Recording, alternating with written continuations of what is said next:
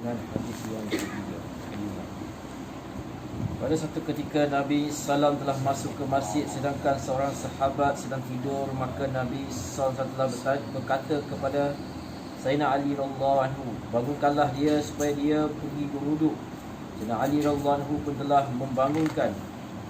Kemudian beliau bertanya kepada baginda SAW, Tuan ialah seorang yang selalu bersegera untuk membuat kebaikan.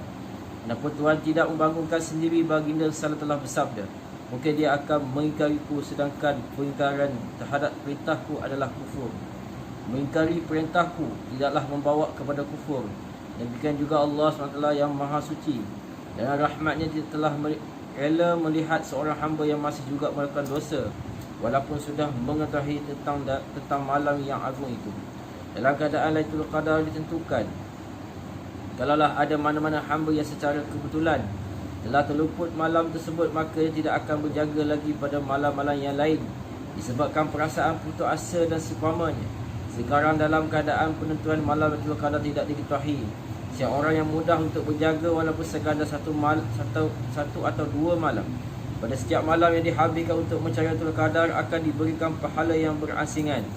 Allah SWT bangga kepada para malaikat dan ibadat hamba-hambanya dalam Ramadan sebagaimana diketahui daripada hadis yang pertama. Dalam keadaan sekarang ini, peluang untuk dibanggakan lebih banyak lagi. Ini adalah kerana walaupun hamba tidak mengetahui Lailatul Qadar yang sebenar, masih dia berjaga sepanjang-panjang malam, kita sibuk dengan ibadat hanya kerana ada kemungkinan berdasarkan andaian sahaja. Apabila dengan hanya untuk kemungkinan begitu dia berusaha, maka bagaimana pula keadaan usahanya jika dia beritahu bahawa itulah Lailatul Qadar? Mungkin ada juga hikmah-hikmah yang lain adalah menjadi sunatullah untuk menyembunyikan perkara-perkara yang penting seumpama ini. Antara itu Ismul Azam juga telah disembunyikan. Demikian juga waktu khas pada hari Jumaat yang doa dikabulkan turut disembunyikan. Begitu juga ada banyak lagi perkara lain yang seumpama itu. Mungkin juga akibat daripada pergaduhan tersebut, penentuan Lailatul Qadar bagi bulan Ramadan yang tertentu telah dilupakan. Kemudian disebabkan hikmah-hikmah lain yang disebutkan, penentuan Lailatul Qadar telah dihapuskan untuk selama-lamanya. Perkara ketiga yang terdapat dalam hadis tersebut ialah malam yang telah diberitahu telah tujuan mencari Lailatul Qadar, iaitu malam ke-9, ke-7 dan ke-5, dengan menggabungkan keterangan di atas dengan keterangan daripada satu riwayat yang lain.